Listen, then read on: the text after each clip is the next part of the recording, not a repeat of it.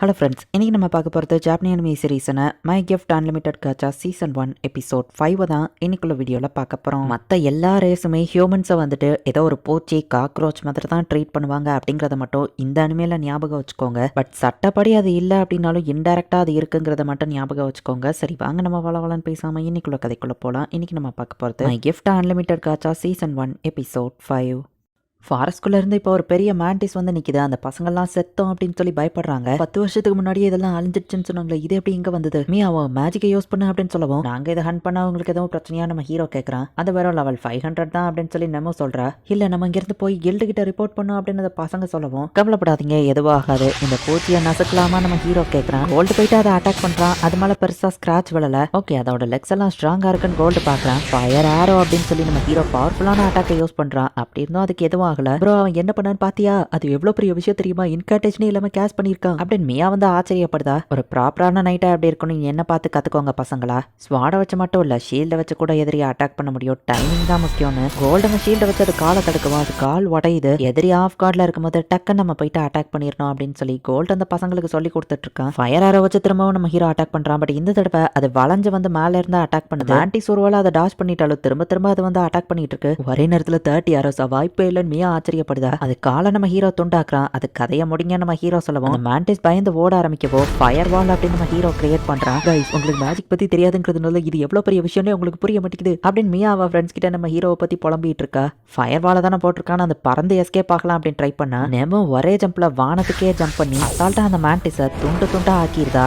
அச்சோ, டார்க் என்ன மன்னிச்சிருக்கா, அதோட கோடையும் சேர்த்து நான் டெஸ்ட்ராய் பண்ணிட்டேன் அப்படின்னு சொல்லி அவ கதறவும், லெஜெண்டரி மேண்டிஸே இவங்க அசால்ட்டா தோக்கடிச்சிட்டாங்களா, யார் தான் யோகா அப்படின்னு சொல்லி அந்த பசங்க பாக்குறாங்க. துண்டு துண்டா உடச்சிருந்தாலும் அந்த கோர் எல்லாத்தையும் ஒரு வழியா இவங்க கண்டுபிடிக்கிறாங்க. நீங்க ஃபேமஸான எதுவும் அட்வென்ச்சர் பார்ட்டியான அந்த பையன் கேட்கவும், நாங்க சாதாரண எஃப்ராங்க் பார்ட்டி தான், இப்பதான் ஜாயின் பண்ணிருக்கோம் நம்ம ஹீரோ சொல்றான். மியா வாட்டர் மேஜிக்கை யூஸ் பண்ணி உங்களுக்கு கிளீனிங் பண்றதுக்கு ஹெல்ப் பண்றா. சரி, நம்ம ஹீரோவா அவ இவ்வளவு தூரம் பண்ணிருக்காளேன்னு கையை போயிட்டு கழுவுறான். நைட் வேணா நம்ம எல்லாரும் ஒன்னா தாங்களா நம்ம ஹீரோ சொல்லுவோம். தாராளமா அப்படின்னு அந்த இன்னொரு பையன் சொல்றான். மெனக்கிட்டு மானாவை யூஸ் பண்ணி வாட்டர் தந்திருக்கீங்க, பதிலுக்கு நம்ம ஹீரோ சொல்ல வந்தா, பரவாயில்ல இருக்கட்டும், எங்க உயிரையே காப்பாத்திருக்கீங்க, வேணா எங்க டீம்ல ஜாயின் பண்ணிக்கிறீங்களான்னு அந்த பையன் கேட்டா. சாரி, எங்களுக்கு வேற வேலை இருக்குன்னு நம்ம ஹீரோ சொல்றான். சன்செட் ஆக போது, நீங்க இங்கேயே சுத்துறது டேஞ்சர். என் சிஸ்டர் மியாக்கு உங்க மேஜிக்கை பத்தி தெரிஞ்சுக்கணும்னு சொல்லி இவங்க அந்த இடத்துலயே கேம்ப போடுறாங்க. உன்னோட மேஜிக் ஸ்கில்ல சூப்பர் தான் நம்ம ஹீரோ சொன்னா. ஐயோ, உங்க அளவுக்கு இல்லன்னு மியா சொல்றா. அது அவ்வளோ இம்ப்ரெசிவா அப்படின்னு அந்த பிரதர் கேட்கவோ, ஐயோ பிரதர், உனக்கு புரியல, அவரை கம்பேர் பண்ணும்போது நல்லா ஒரு தோசிக்கு சமம். காம்பேட் ஸ்பெல்லுக்குள்ள தான் அந்த ஃபயர் ஆரோ ஐஸ் மேஜிக்லாம் வரும். டாக்டிக்கல் கிளாஸ்ல தான் அந்த ஃபயர் வால் வரும். ஸ்ட்ராட்டஜிக்கல் கிளாஸ் இருக்கு. எர்த்கேக் சுனாமிஸை கூட அவங்களால கிரியேட் பண்ண முடியும். தனி ஆளால பண்ண முடியாது. நிறைய மேஜஸ் ஒன்னா சேர்ந்தா அதை பண்ண முடியும். அதுலயும் ஹியூமன்ஸ் எல்லாம் அதை பண்ண முடியாது. அப்பேற்பட்ட ஒரு ஸ்பெல்ல தான் இன்கான்டேஷனே இல்லாம மிஸ்டர் டார்க் பண்ணிருக்காரு. இவர் லெஜெண்டரி ஹீரோன்னு சொன்னா கூட தப்பில்லன்னு மியா சொல்றா. மேஜிக்கை பத்தி எனக்கு தெரியாது, பட் மிஸ்டர் டார்க், நீங்க உண்மையிலேயே ஆசம்னு அந்த பிரதர் சொல்றான். என் தங்கச்சி மேஜிக்கை படிக்கிறதுக்கு டச்சி அகாடமியில ஜாயின் பண்ணணும் அப்படின்னு சொல்லவோ, டச்சி அகாடமியா நம்ம ஹீரோ கேட்டா. 9 ரேஸுமே அந்த ஸ்கூல்ல ஒன்னா படிக்கிறாங்க. என்னோட சிஸ்டர் திறமையை பார்த்தா அந்த ஸ்கூலுக்கு இன்வைட் பண்ணிருக்காங்க நம்ம சொல்லவும், நம்ம ஹீரோ கொஞ்சம் சந்தேகம் வருது. அதுல சேர்க்க எங்களுக்கு காசு இல்ல, அதனாலதான் அட்வென்ச்சரிங் பண்ணி காசு சேர்க்க வந்திருக்கோம். ஃப்ரெண்ட்ஸும் நானும் சேர்ந்து மியாவை டச்சி அகாடமிக்கு அனுப்புவோம்னு சொல்லவும், கைஸ், உங்க கூட இருக்கிறதே எனக்கு ஹாப்பி தான் அப்படின்னு மியா சொல்றா. இவங்களை பார்க்கும்போது நம்ம ஹீரோக்கு அவனோட தங்கச்சி தான் ஞாபகம் வருது. கண்டிப்பா மியாவோட டேலண்ட்க்கு அவ கிரேட்டான இடத்துக்கு போவா அப்படின்னு நம்ம ஹீரோ சொல்றான். ஓ, ரொம்ப தேங்க்ஸ் அப்படின்னு சொல்லி மியா ரொம்பவே வெக்கப்படுறா. அவளுக்கு நம்ம ஹீரோவை கொஞ்சம் பிடிச்சிருக்கிற மாதிரி தெரியுது. ஆக்சுவலி எனக்குமே அப்பா அம்மா கிடையாது, ஃபயர்ல எரிஞ்சு போயிட்டாங்க அப்படின்னு சொல்லுவோம். டார்க்கோட ஃபேஸ்லயும் தீக்காயம் பட்டுருச்சு. பேரண்ட்ஸ்க்கு நாங்க கடமைப்பட்டிருக்கோம், அதான் இவர் கூட வரோம் அப்படின்னு சொல்லி கோல்டோ நெமோவும் ஒரு ஸ்டோரியை சொல்றாங்க. கோல்டோ நெமோவும் லவ்வர்ஸோ அப்படின்னு அந்த பையன் கேட்கவும், இவன் கூடிய வாய்ப்பே இல்லைன்னு நெமோ சொல்றா. நெமோ பேபி, அப்ப ஏன் கூட நீங்க லவ்வரா இருக்கீங்களான்னு அந்த பையன் கேட்கறான். நான் டார்க்குக்கு மட்டும்தான் சொந்தம்னு வா சொல்றா. இந்த கிராண்டியஸ் லெஜெண்டரி வெப்பனா இந்த மாதிரி லோ லைஃப் கிரியேச்சரை கொல்ல சொல்றியா அப்படின்னு சொல்லி கைட்டோ கத்திட்டு கிடக்குறான். எக்ஸ்பெரிமெண்ட்டுக்கு எது தேவை, ஹியூமன்ஸோ கிடைச்சா நல்லா இருக்கும்னு சொல்லவும், அடுத்த டார்கெட் ஹியூமன்ஸ் தான் அப்படின்னு சொல்லி கியோட்டோ போறான்.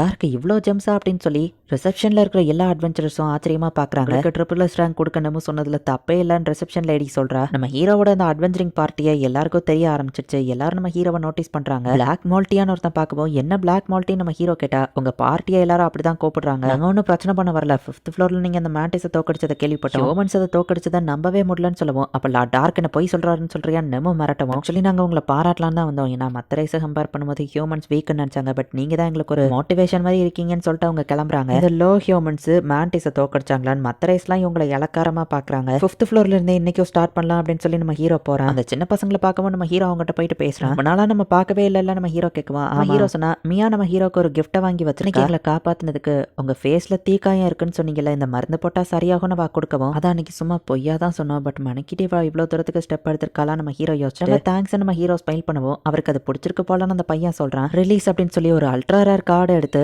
பதிலுக்கு இந்த அப்படின்னு சொல்லி அந்த பிரேஸ்லைட் நம்ம ஹீரோ கொடுக்குறான். மற்றவங்க சொல்லவும் சரின்னு மியாவும் அதை வாங்கி கையில் கட்டிக்கிறா. மிஸ்டர் டார்க், பொண்ணுங்களுக்கு என்ன கிஃப்ட் கொடுக்கணும்னு உங்களுக்கு தெரிஞ்சிருக்குன்னு கூட இருக்கிற பையன் சொல்றான். சூப்பர், எஸ்ராங் விஷ் பிரேஸ்லைட்டை அந்த பொண்ணுக்கு ஏன் கொடுத்தீங்கன்னு கேட்கவும் ஒருத்தங்க ஆள் மனசுல இருந்து விஷ் பண்ணா ஒரு விஷயம் அது நிறைவேற்றோ. ஸோ பிரச்சனை இல்லை நம்ம ஹீரோ சொல்றான். ஜென்டில்மேனா அந்த பிரேஸ்லைட்டை நீங்க கொடுத்தது கரெக்ட் தான் மை லார்டுன்னு கோல்டு சொல்றான். இவங்க 5th ஃப்ளோர்ல போய் பார்த்தா ஒரே பனிமூட்டமா இருக்கு. இருக்கிற ஏடி மான்ஸ்டர் நீங்க 2 பேரும் ஹண்ட் பண்ணுங்க நம்ம ஹீரோ சொல்றான். டெலிபோர்டேஷனை யூஸ் பண்ணி நம்ம ஹீரோ அபிஸ் டஞ்சனுக்கே திரும்ப போறான். நாசனா, மே, அயோக்கி, எலே அப்படின்னு சொல்லி எல்லாரும் அங்க வெயிட் பண்ணிட்டு இருக்காங்க. அட்வென்ச்சரிங் மிஷன்லாம் எப்படி போய்கிட்டு இருக்குன்னு மே கேட்கறாங்க. எனக்கு சில ஃப்ரெண்ட்ஸ் எல்லாம் கிடைச்சிருக்காங்க நம்ம ஹீரோ சொல்றான். நம்ம ரிவெஞ்ச்க்கான ஆபரேஷன் எப்படி போகுதுன்னு நம்ம ஹீரோ கேட்க தயாரா இருக்குன்னு அவங்க சொல்றாங்க. எலே, இதுல ஒண்ணுதான் நம்பி இருக்கேன் நம்ம ஹீரோ சொல்றான். அதை பத்தியோ கவலைப்பட தேவையில்லை மாஸ்டர்னு எலே சொல்றா. மே, அபிஸை நீ மெயின்டைன் பண்ணு நம்ம ஹீரோ சொல்றான். மாஸ்டர்னா நான் எனக்கு என்ன வேலை நாஜ்னா கேட்கவும் இவளை பிளான்ல இன்வால்வ் பண்ணா சொதப்பிருவா. எல்லாரையும் சேஃபா பாத்துக்கிறது தான் வா வேலை நம்ம ஹீரோ சொல்லவும் எல்லாரையும் சேஃபா பாத்துக்கிற பெரிய பொறுப்பு எனக்கு இருக்கு. நாஜ்னா ரொம்ப ஹாப்பியா ஷாஷாவோட மூஞ்சில வரப்போற ரியாக்ஷனை பாக்குறேன், ஆர்வமா இருக்கேன் அப்படின்னு நம்ம ஹீரோ சொல்றேன். எல்ஃப் ஷாஷா தான் நெக்ஸ்ட் டார்கெட் நமக்கு தெரியுது. ஹீரோவை நீங்க தான் மோட்டிவேஷனா இருக்கீங்கன்னு பாராட்டிட்டு போன